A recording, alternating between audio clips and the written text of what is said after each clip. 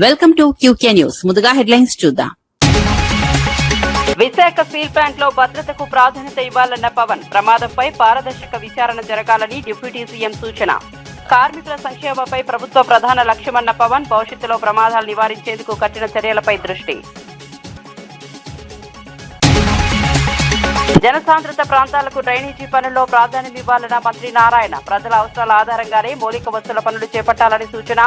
రాజకీయ సిఫార్సులతో కాకుండా అత్యవసరాలను బట్టి నిర్ణయాలు తీసుకోవాలని ఆదేశం.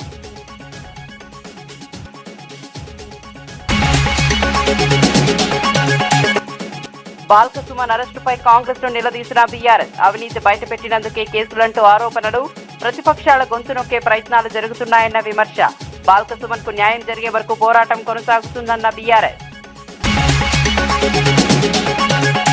స్టీల్ ప్లాంట్ బాధితులకు అండగా నిలిచిన లోకేష్. మృతుల కుటుంబాలకు అదనపు పరిహారం ప్రకటించిన కేంద్రం. కుటుంబ సభ్యులకు శాశ్వత ఉద్యోగ హామీ. కార్మిక భద్రతకు ప్రభుత్వం కట్టుబడి ఉందన్న లోకేష్.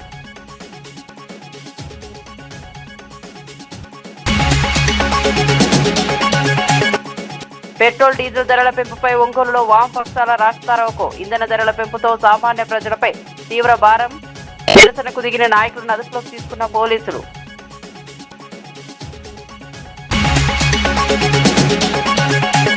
విశాఖ ఉక్కు కర్మాగారంలో జరిగిన ప్రమాద స్థలాన్ని ఉప ముఖ్యమంత్రి పవన్ కళ్యాణ్ పరిశీలించారు. ఘటనకు సంబంధించిన వివరాలను అడిగి తెలుసుకున్నారు. కార్మికుల భద్రత విషయంలో ఎలాంటి నిర్లక్ష్యానికి తాము ఉండకూడదని స్పష్టం చేశారు. ప్రమాదానికి గల కారణాలపై ప్రత్యేక కమిటీలు విచారణ జరిపి నివేదికలు సమర్పిస్తాయని, వాటి ఆధారంగానే తదుపరి నిర్ణయాలు తీసుకుంటామని చెప్పారు. మొత్తం ప్రక్రియలో పారదర్శకత పాటిస్తామని హామీ ఇచ్చారు. ఏ ప్రభుత్వం అధికారంలో ఉన్నా కార్మిక సంఘాలు కార్మికుల పక్షాన్ని నిలబడి వారి హక్కులను కాపాడాలని సూచించారు. భవిష్యత్తులో ఇలాంటి ప్రమాదాలు పునరావృతం కాకుండా కఠిన భద్రతా చర్యలు అమలు చేయాలని యాజమాన్యానికి సూచించారు. కార్మికుల సంక్షేమమే ప్రభుత్వ ప్రధాన లక్ష్యమని పవన్ కళ్యాణ్ తెలిపారు. శ్రీకాకుళం జిల్లా పలాసలో వైసీపీ స్థానిక ఎన్నికల సన్నద్ధం. రిపీట్. మంగళవారం నాడు మాజీ మంత్రి డాక్టర్ సీదిరి అప్పలరాజు ప్రారంభించారు. రక్షణ కవచం సంఘాలు ఈ పొలిటికలైజేషన్లోనో లేదంటే మన పార్టీ రాజకీయాల్లో పడిపోయి నిజంగా కార్మికుల సంక్షేమం ఎంతవరకు ముందుకు తీసుకెళ్లారనేది కూడా నాకు వాళ్ళతో కూర్చొని నేను మాట్లాడతాను సార్. నేను I don't try to shy away sir. ఇప్పుడు కనీసం సార్ మేనేజ్మెంట్ కూడా ఇంటర్నల్ ట్రాన్స్ఫర్ చేస్తుంది. అసలు సంబంధం లేనటువంటి డిపార్ట్మెంట్ ని డిప్లాయ్ చేయడం వల్ల ఈ ప్రమాదం జరిగిందనేది, చనిపోయినటువంటి వాళ్ళలో కూడా అట్లాంటి వ్యక్తి ఒకరు ఉన్నారనేది ఇప్పుడు కార్మికులు చెప్తున్నటువంటి మాట. అంటే ఇప్పుడు స్టీల్ ప్లాంట్ యాజమాన్యం కూడా ఈ ఎంప్లాయీస్ విషయంలో కొంత అలసత్వం వహిస్తుందనేది ప్రధానమైనటువంటి విమర్శ. దీని మీద అసలు ఏమన్నా మేనేజ్మెంట్ తో మాట్లాడడం కానీ కేంద్రంతో ఇవన్నీ సార్ ఇవన్నీ కూర్చోబెట్టి మనం ఇలాంటి సంఘటన జరిగినప్పుడు మాట్లాడతాం. సంఘటన జరిగినప్పుడు అన్ని బయటకు నేను అంటానంటే who is the first line of defence ఇక్కడ మీరు చెప్పండి. ఫస్ట్ లైన్ ఆఫ్ డిఫెన్స్ ఎవరు? కార్మిక సంఘాలు, యూనియన్స్ వాళ్ళ పనులు సరిగ్గా చేస్తున్నాయా లేదు ఇవన్నీ వాళ్ళు మాట్లాడాల్సిందే. వాళ్ళు ఆ రోజు నేను వచ్చి కూర్చున్నప్పుడు ఒక్కడు నేను ఇదే చెప్పాను, మాకు ఇన్ని సమస్యలు ఉన్నాయి. ఓకే, మన అందరం కింద పడతాము, మీద పెడతాము, వెళ్తాము, 10 సార్లు నెగోసియేషన్ జరుగుతాయి. అసలు సమస్యని మీరు ఇవన్నీ చెప్పకుండా మీకు అన్యాయాలు జరిగిపోతున్నాయి, ఇవి జరిగిపోతున్నాయంటే నేను అనేది ఏంటంటే మీరు ఒక లాజికల్గా ఒక రేషనల్గా మాట్లాడకుండా పూర్తి ఎమోషన్ మీదను ఇలా కూర్చొని మాట్లాడితే కాదు. కూర్చోబెట్టి మన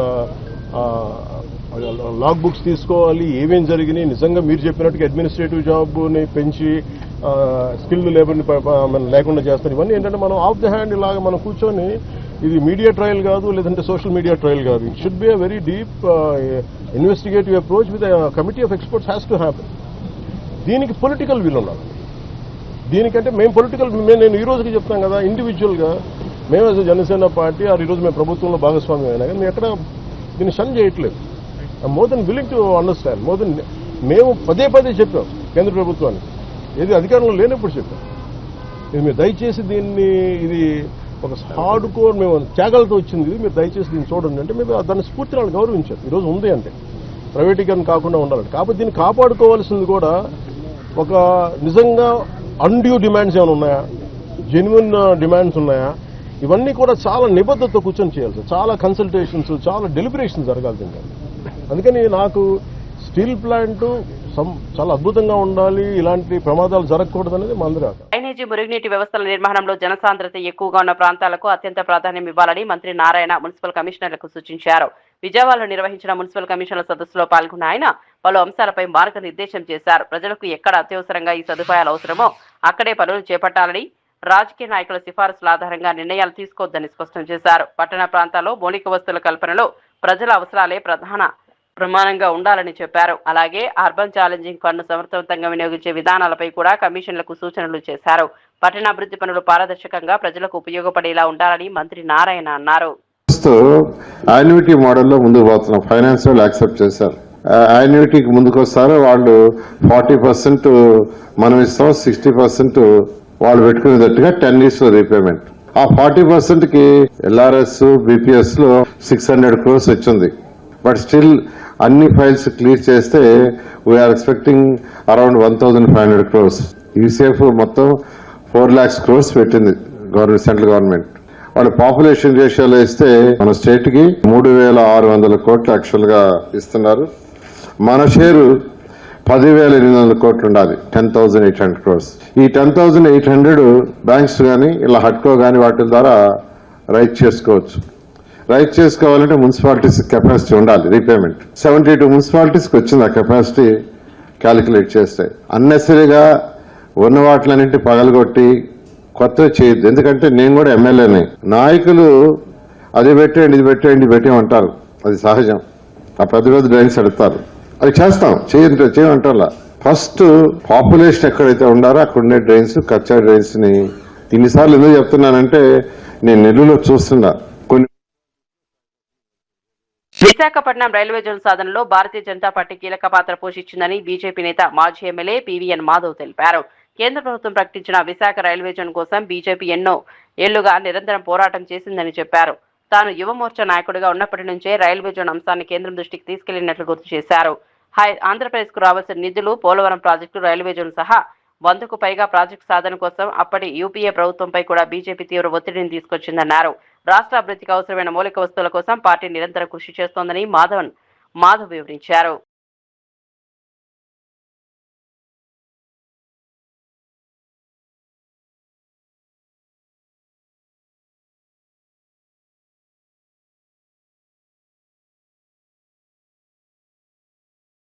రైల్వే జోన్ సంబంధించిన ఏదైతే దాని పోరాటం ఉందో ఆ పోరాటాల యొక్క ఫలితంగా ఈ యొక్క రైల్వే జోన్ రావటం జరిగింది. దీంట్లో మేము కూడా భాగస్వామ్యం అవటం. ఆ విధంగా రైల్వే జోన్ గురించి మొదట నాకు తెలిసి నేను 1992 అప్పుడు మన విశాఖపట్నానికి మేయర్గా డివి సుబ్బారావు గారు ఉండేవాడు. డివి సుబ్బారావు గారి నేతృత్వంలో ఆ రోజు విశాఖపట్నం యొక్క పేరు వాల్టేర్ జంక్షన్ గా ఉండేది. ఈ యొక్క వాల్టేర్ జంక్షన్ పేరు విశాఖపట్నం అని మార్చాలని చెప్పి ఆ రోజు అందరూ కూడా వెళ్ళటం జరిగింది. అప్పుడు ఏబీపీ స్టూడెంట్ ఆర్గనైజేషన్ తరఫున నేను కూడా వెళ్ళటం జరిగింది. ఆ విధంగా మేము ప్రతి క్లాస్ టు క్లాస్ మొత్తం ఒక వైజాగ్లోని అన్ని డిగ్రీ కాలేజెస్ లో విశాఖపట్నం వాల్టేర్ జంక్షన్ అనే పేరు మార్చాలి. Kurnool tree town police station కు బైరెడ్డి సిద్ధార్థ్ రెడ్డి హాజరయ్యారు. మే 14 జరిగిన ఆందోళన సందర్భంగా మంత్రి టీజీ భరత్ 43 కోట్లు ముడుపులు తీసుకున్నారని ఆయన చేసిన ఆరోపణల నేపథ్యంలో ఈ వ్యవహారం ప్రాధాన్యత సంతరించుకుంది. మంత్రి టీజీ భరత్ ఫిర్యాదు మేరకు బైరెడ్డి సిద్ధార్థ్ రెడ్డిపై క్రిమినల్ పరువు నష్టం కేసు నమోదు చేసినట్లు సమాచారం. కేసు దర్యాప్తులో భాగంగా ఆయనకు 41A నోటీసులు జారీ చేసినట్లు తెలిసిందే. నోటీసుల మేరకు పోలీస్ స్టేషన్ కు హాజరైన బైరెడ్డి సిద్ధార్థ్ రెడ్డిని అధికారులు ప్రశ్నిస్తున్నారు. శేషే సమక్షంలో విచారణ కొనసాగుతున్నట్లు పోలీసు వర్గాలు తెలిపాయి. 5 కోట్లు ఎత్తినాడు ఈయన మినిస్టర్. నారా లోకేష్ కూడా తెలియకుండా 45 కోట్లు ఎత్తినాడు. ఎత్తితే నారా లోకేష్ పిలిపించినాడు భరత్ని. పిలిపించి నాకు తెలియకుండా నువ్వు ఎత్తినావు, 45 కోట్లు ఎత్తేటప్పుడు నాకు చెప్పాలా లేదా అన్నాడు. అదింటే దానికి భరత్ ఏం చెప్పినాడు తెలుసా? డాడీకి చెప్పినా నేను అన్నాడు. దానికి లోకేష్ ఏమన్నాడు తెలుసా? చెప్పాల్సింది మీ డాడీకి కాదురా, మా డాడీకి. వీళ్ళు ఇంత నీచంగా ఇదే పూడిచెర్ల కాడ సోలార్ పడితే దాని పక్కన 1600 ఎకరాలు కొనుక్కునేదానికి ఈ టీజీ భరత్ సిద్ధమన్నాడు. మొన్న వాయినా వాళ్ళ పిఏ ఇద్దరు కలిసి పోతారంట కారులో. పోతా అంటే ఈ టీజీ భరత్ చెప్పాడంట వాళ్ళ పిఏకి, ఒరే ఈ ల్యాండ్ భలే ఉందిరా, బుజ్జగించో, బెదిరించో, డబ్బులిచ్చో ఈ ల్యాండ్ తీసేసుకోవాల్సిందే మనము అంటే, సార్ చాలా కష్టం సార్ అని అంట. నేను చెప్తానారా ఎందుకు కష్టము, ఖచ్చితంగా తీసుకోవాల్సిందే ఈ ల్యాండ్ అంటే, అయినా కూడా కష్టమే సార్ అంట. ఎందుకురా అంటే ఆ ల్యాండ్ మందే సార్ అని అంటారు. అంటే యాడ ఎంత భూమి ఎత్తుతా అనేది కూడా వీళ్ళకి తెలియదు. ప్రకాశం జిల్లా ఒంగోలులో పెట్రోల్ డీజిల్ వంట గ్యాస్ ధరల పెంపును నిరసిస్తూ వామపక్షాల ఆధ్వర్యంలో రాస్తారోకో నిర్వహించారు. కేంద్ర రాష్ట్ర ప్రభుత్వాల విధానాలకు వ్యతిరేకంగా పెద్ద ఎత్తున నిరసన వ్యక్తం చేసిన నాయకులను పోలీసులు అదుపులోకి తీసుకున్నారు. ఒక్క నెలలోనే 4 సార్లు ఇంధన ధరలు పెంచడం వల్ల సామాన్య ప్రజలపై తీవ్ర భారం పడుతోందని వామపక్ష నేతలు విమర్శించారు. కేంద్ర ప్రభుత్వం 25%, రాష్ట్ర ప్రభుత్వం 35% పన్నులు విధించడం ద్వారా ప్రజలపై అదనపు భారం మోపుతున్నారని ఆరోపించారు. అంతర్జాతీయ మార్కెట్లో ధరలు తగ్గినప్పుడు వినియోగదారులకు ఎందుకు ప్రయోజనం కల్పించలేదని ప్రశ్నించారు.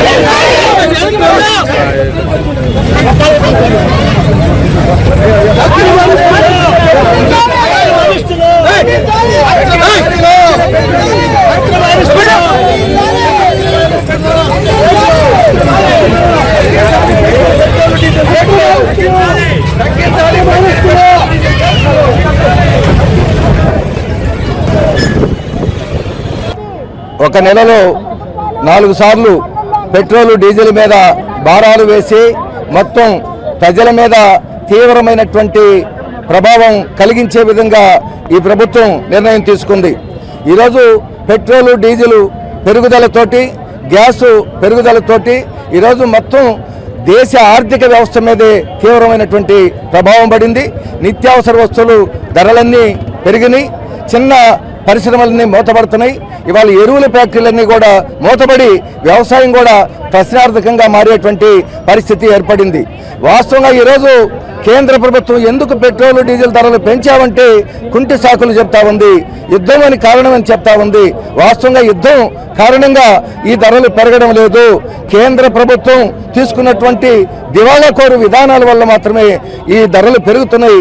వాస్తవంగా ఈరోజు పెట్రోల్ డీజిల్ అనేటువంటిది విశాఖ ఉక్కు కర్మాగారంలో జరిగిన ల్యాడర్ పేలుడు ప్రమాదంలో గాయపడిన బాధితులను ఏపీ మంత్రి నారా లోకేష్ పరామర్శించారు. ఈ సందర్భంగా మాట్లాడుతూ ప్రమాదం జరిగిన 6 గంటల్లోనే కేంద్ర ఉక్కు శాఖ మంత్రి హెచ్డి కుమారస్వామి ఘటనా స్థలానికి చేరుకుని పరిస్థితిని సమీక్షించారని తెలిపారు. ప్రమాదంలో మరణించిన ప్రతి కార్మికుడి కుటుంబానికి కేంద్రం తరపున అదనంగా 25 లక్షల పరిహారం ప్రకటించినట్లు చెప్పారు. కాంట్రాక్ట్ పర్మనెంట్ అనే తేడా లేకుండా మృతుల కుటుంబాల్లో ఒకరికి శాశ్వత ప్రాతిపదికన ఉద్యోగం కల్పిస్తామని హామీ ఇచ్చారు. ప్రమాదానికి కారణమైన లోపాలపై నిపుణుల కమిటీ సమగ్ర విచారణ జరిపి నివేదిక అందిస్తోందని తెలిపారు. విశాఖ ఉక్కు కర్మాగారాన్ని కాపాడేందుకు ప్రభుత్వం కట్టుబడి ఉందని స్పష్టం చేశారు. Under the leadership of our Honorable Prime Minister Shri Narendra Modi ji and our Chief Minister Chandrababu Naidu garu, we gave a special bailout package of 15,000 crores to revive the steel plant, get it back on track. All pending dues have been cleared. Employee dues also to 99%, those have been cleared. At a time when it was being revived, an unfortunate incident happened yesterday.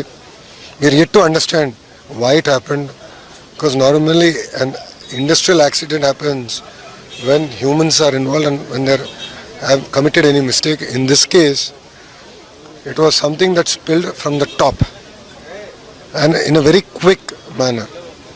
The incident happened yesterday at 4:15 p.m. The collector, the commissioner of police was here. After that, our home minister, member of parliament, member of legislative assembly, MLAs, all of them came here. Within 6 hours, Honorable Minister Kumaraswamy sir also came here. He stood with us, he stood with the families. He has made it very clear. It's not just about ex gratia alone, because when an earning member of the family dies, the family pretty much goes into poverty. Therefore, we will give them a permanent job and take care of that family. And not only that, the education of their children and any other manner, we need to support those families. Quarters in the families we will support. We will also give them, as our MP has said, we will also give them residential accommodation in the steel plant if required. But we will take care of the families, and that is our commitment. So we are not here merely to announce an ex gratia package and move on. For us, it has a lot of emotional attachment. In the past, it was Vajpayee ji and Naidu ji together who saved Visakhapatnam plant. This time, it is Modi ji and Babu sir together, Modi ji and Naidu ji together, who saved Visakhapatnam plant. So all of us have a lot of emotional attachment to the plant. And same, we have the emotional attachment for the employees, because without employees, without their hard work, we cannot bring steel out of a plant. So we have a lot of emotional attachment for them. I met all the families. You know, what was very heartening for me is that Sreen was one of the employees who sustained severe burns. While I was leaving, he told me a statement. He said, incident has happened. Some of us have lost our lives. Some of us have been burnt severely. But ensure the plant production doesn't stop. Ensure that Visakhapatnam plant continues. So when he told me that, because I was there in a very different emotional state, I thought he was talking about himself, but he was actually talking about Visakhapatnam steel plant. That is the spirit of the workers of this plant. So we have a lot of responsibility. Now an expert committee is coming. Kumaraswamy sir formed an expert committee. The expert committee is also coming here. They will review everything end to end. They will meet with the employees over in the shift at that time, understand everything. As a government, it's our responsibility to. Nampally exhibition grounds లో చేప ప్రసాదం పంపిణీ సందర్భంగా Toli Chowki detective inspector G Balaraj తన మానవతా దృక్పథాన్ని చాటుకున్నారు. శాంతి భద్రతల పరిరక్షణ బాధ్యతలు నిర్వహిస్తూనే అక్కడికి వచ్చిన ఆకలితో ఉన్న పలువురికి పండ్లను పంపిణీ చేశారు. కార్యక్రమానికి భారీగా ప్రజలు తరలి వచ్చిన నేపథ్యంలో కొందరు ఆహారం లేక ఇబ్బందులు పడుతున్న విషయాన్ని గుర్తించిన బాలరాజ్ స్వయంగా ముందుకొచ్చి సహాయం అందించారు. పోలీస్ విధులతో పాటు సామాజిక బాధ్యతను కూడా నిర్వర్తించిన ఆయన చర్యపై ప్రజలు ప్రశంసలు కురిపిస్తున్నారు.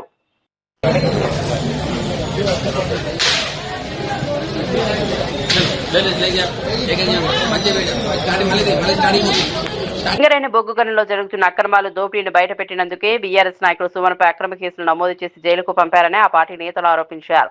కాంగ్రెస్ ప్రభుత్వం రాజకీయ కక్ష సాధింపులో భాగంగానే ఈ చర్యలకు పాల్పడుతోందని విమర్శించారు.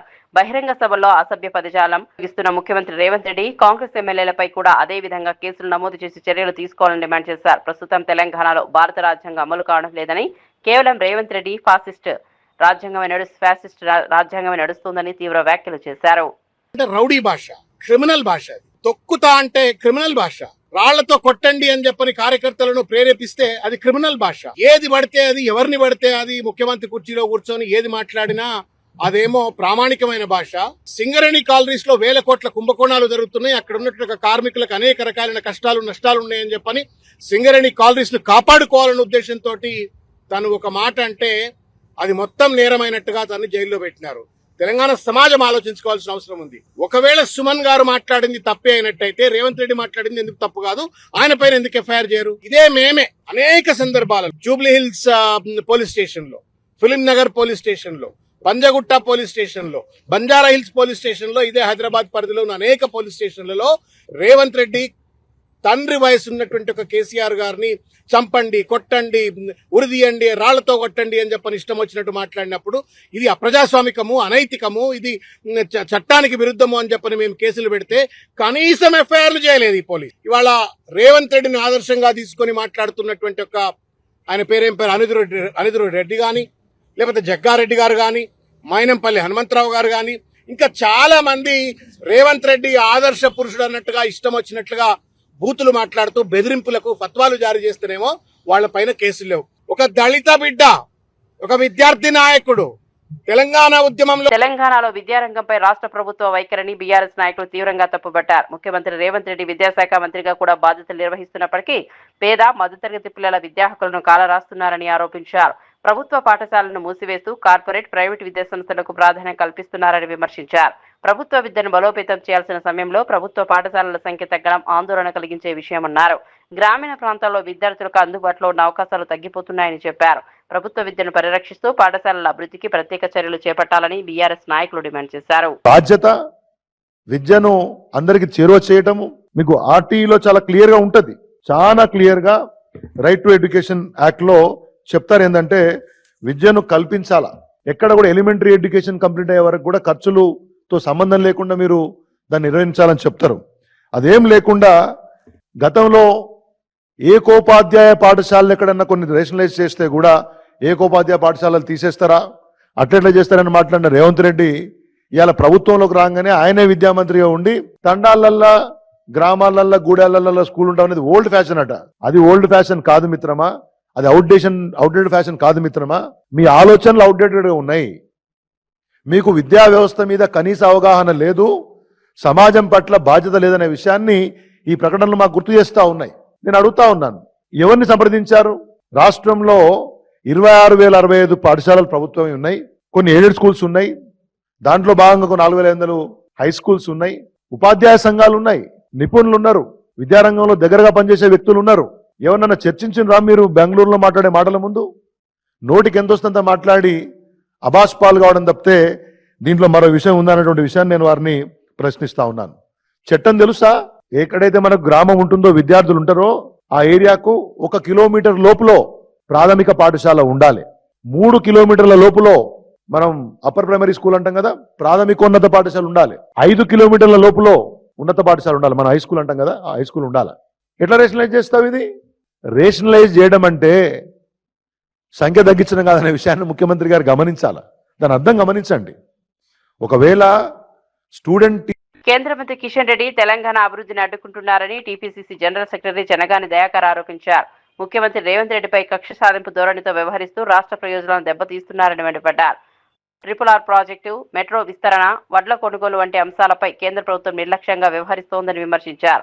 తెలంగాణ ప్రజల అభివృద్ధికి అవసరమైన ప్రాజెక్టుల విషయంలో బీజేపీ ఎంపీలు సరైన సహకారం అందించడం లేదన్నారు. రాష్ట్రానికి రావాల్సిన నిధులు, ప్రాజెక్టుల విషయంలో కేంద్రం స్పష్టమైన వైఖరి ప్రకటించాలని డిమాండ్ చేశారు. తెలంగాణ ప్రజల ప్రయోజనాలను కాపాడాల్సిన బాధ్యత కేంద్ర ప్రభుత్వంపై ఉందన్నారు. అనేక ఉదాహరణలు ఉన్నాయని కూడా ఈ సందర్భంగా మీతోని మాట్లాడాలనుకున్నాం. ప్రజలారా, ఇవాళ ప్రజాపాలన అధికారం వచ్చిన తర్వాత కిషన్ రెడ్డి గారు కేంద్ర మంత్రిగా ఉండి తెలంగాణకు తీసుకొచ్చినటువంటి నిధులెంత, తెలంగాణకు తీసుకొచ్చినటువంటి కేంద్ర అభివృద్ధి నుంచి తెలంగాణ రాష్ట్రానికి వచ్చినదెంత ఒకసారి గమనిస్తే, ఇవాళ రీజనల్ రింగ్ రోడ్ అయినా, మెట్రో రైల్ అయినా, సింగూరు జలాలైనా, 9 హెట్ అయినా, తెలంగాణ ప్రజాప్రభుత్వం ప్రజాపాలన ప్రస్తావించిన ఏ యొక్క అభివృద్ధికి కూడా కిషన్ రెడ్డి గారు నేటికి కూడా సమాధానం లేదు. అభివృద్ధికి మోక్షం లేకుండా కేంద్ర ప్రభుత్వంతోనే ఇవాళ మిలాఖతై ఇవాళ తెలంగాణ రాష్ట్రానికి ఒక ప్రధాన అడ్డంకిగా, శిఖండిలాగా కిషన్ రెడ్డి మారుతున్నాడు.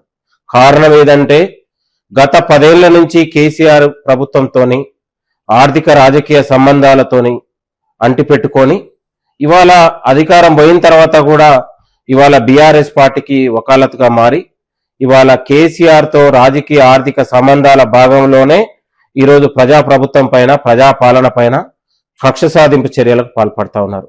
కిషన్ రెడ్డి గారు, ఇవాళ తెలంగాణ ప్రజలు మిమ్మల్ని 8 మంది ఎంపీలని కేంద్రానికి పంపితే తెలంగాణకు తీసుకొచ్చింది మీరు గుండు సున్నా. 2 సార్లు బడ్జెట్ సమావేశాల్లో తెలంగాణకు గుండు సున్నా వచ్చినా కూడా మీ యొక్క ఏనాడు కూడా మీరు కేంద్ర ప్రభుత్వం దగ్గరికి వెళ్ళి తెలంగాణ అంశాలు కానీ, తెలంగాణకు జరిగిన అన్యాయం గురించి ఏ ఒక్క రోజు కూడా మాట్లాడలేదు. కడప జిల్లా ప్రొద్దుటూరులో అంతర్రాష్ట్ర దొంగను పోలీసులు అరెస్ట్ చేశారు. తమిళనాడుకు చెందిన శివకుమార్ చెవిటి మూగ వ్యక్తిగా నటిస్తూ ప్రజలను మోసం చేస్తున్నట్లు పోలీసులు తెలిపారు. తనకు తల్లిదండ్రులు, బంధువులు లేరని చెప్పి స్థానికుల సానుభూతిని పొందిన నిందితుడు ఒంటరిగా ఉన్న ఇళ్లను లక్ష్యంగా చేసుకుని చోరీలకు పాల్పడేవారని వెల్లడించారు. ఈ ఏడాది ఫిబ్రవరిలో ఒక ఇంట్లో చోరీ చేసి బంగారు ఆభరణాలు అపహరించడంతో బాధితుడు పోలీసులకు ఫిర్యాదు చేశారు. కేసు నమోదు చేసుకున్న పోలీసులు సీసీటీవీ దృశ్యాల ఆధారంగా దర్యాప్తు చేపట్టి నిందితుడిని గుర్తించి అదుపులోకి తీసుకున్నారు. అతని వద్ద నుంచి 92 గ్రాముల బంగారం, 20 గ్రాముల వెండి, పలు మొబైల్ ఫోన్లను స్వాధీనం చేసుకున్నారు. ఫిబ్రవరి 7 మనకు ఒక కంప్లైంట్ వచ్చింది, శంకరయ్య గారి స్ట్రీట్ లో ఒక దొంగతనం జరిగింది అని. సో అప్పుడు మనకు ఇచ్చిన డీటెయిల్స్ ప్రకారం ఒకతను డెఫ్ అండ్ డంబ్ అని ఒకతను వచ్చాడు. డాక్టర్ సైంట్ సర్టిఫికేట్ తీసుకువస్తాడు, ఏదో డొనేషన్ అడుగుతాడు, ఏదో ఒక హెల్ప్ అడుగుతాడు. అడిగిన తర్వాత వాళ్ళు ఎవరైనా హెల్ప్ చేయడానికో లేదా ఇక్కడ ఏదైనా అటెన్షన్ డైవర్ట్ అయిన తర్వాత ఇంట్లో ఏదేది ఉంటుందో తీసుకెళ్తారు. అట్లా చేశారు అని మనకు అప్పుడు కంప్లైంట్ వచ్చింది. చాలా టైమ్స్ తర్వాత మనం డిజిటల్ సర్వైలెన్స్ పెట్టాము, మనకు కొంచెం డీటెయిల్స్ దొరికింది. అది యూస్ చేసి సో దాంట్లో దొరికిన క్రూషియల్ డీటెయిల్స్ ప్రకారం we are able to establish identity of one Sivakumar Muniyappan. సొంతూరు యాక్చువల్లీ తమిళనాడు. ఆ information we are able to work out and information Vasavi circle దగ్గర ఉంటాడని. So we are able to work it out and catch him also. అతను dispose చేయకుండా పెట్టుకున్న jewellery we are able to recover. ఇంకా చాలా items కూడా రికవర్ చేశాం. ప్రతిపక్ష వైఎస్ఆర్ కాంగ్రెస్ పార్టీ చేపట్టిన వెన్నుపోటుకు 2 ఏళ్ల కార్యక్రమంలో భాగంగా శ్రీకాకుళం జిల్లా పలాసలో ప్రజా సమస్యలపై టౌన్ హాల్ సదస్సు నిర్వహించారు.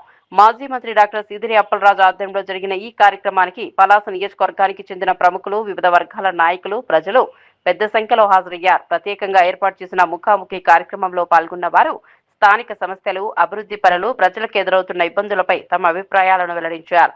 త్రాగునీరు, రహదారులు, ఉపాధి అవకాశాలు, సంక్షేమ పథకాలు వంటి అంశాలు ప్రధానంగా చర్చకు వచ్చాయి. ప్రజల నుంచి వచ్చిన సూచనలు, సమస్యలను నమోదు చేసుకున్న నాయకులు వాటి పరిష్కారానికి కృషి చేస్తామని చెప్పారు. కదా మీరేం చేశారు అన్నటువంటి ప్రశ్న చాలా మందికి వస్తుంది. నేను కూడా అది ప్రశ్నించుకున్నాను. దానికోసమని కేంద్ర ప్రభుత్వం సింప్ అని ఒక ప్రోగ్రాం పెట్టింది, SIMP. ఈ సింప్ అన్నటువంటి ప్రోగ్రాంలో 50 ఏళ్ళు పైబడి ఉన్నటువంటి ప్రాజెక్టులు, మెయింటెనెన్స్ జరగనటువంటి ప్రాజెక్టులు, టైలాండ్కి వాటర్ అన్నటువంటి ప్రాజెక్టులు ఏమున్నాయో ఒక 3 ప్రాజెక్టులు ఐడెంటిఫై చేసి మీ రాష్ట్రం నుంచి పంపించండి అని కేంద్ర ప్రభుత్వం అన్నప్పుడు, సుమారుగా ఇలాంటి ఒక 8-10 ప్రాజెక్టులు ఆంధ్రప్రదేశ్ ప్రభుత్వం జగన్మోహన్ రెడ్డి గారి హయాంలో ఐడెంటిఫై చేసినప్పుడు మా ప్రాజెక్టు ఖచ్చితంగా ఉండాలి అని జగన్మోహన్ రెడ్డి గారికి ప్రత్యేకంగా చెప్పి సింప్ ప్రోగ్రాంలో దాన్ని పెట్టించినటువంటి బాధ్యత మంత్రిగా నేను తీసుకున్నానని ఈ సందర్భంగా ఈ నియోజకవర్గ ప్రజలకి, ఈ జిల్లా ప్రజలకి నేనైతే మనస్ఫూర్తిగా తెలియజేయదలుచుకున్నాను. ఇలా ముందుకు వచ్చాము. సింప్ ప్రోగ్రాంలో అది పెట్టడం జరిగింది. Irrigation improvement in major projects అని, support for irrigation major projects అన్నటువంటిది ప్రోగ్రామ్ పేరు. దానిలో LMCA పెట్టాం.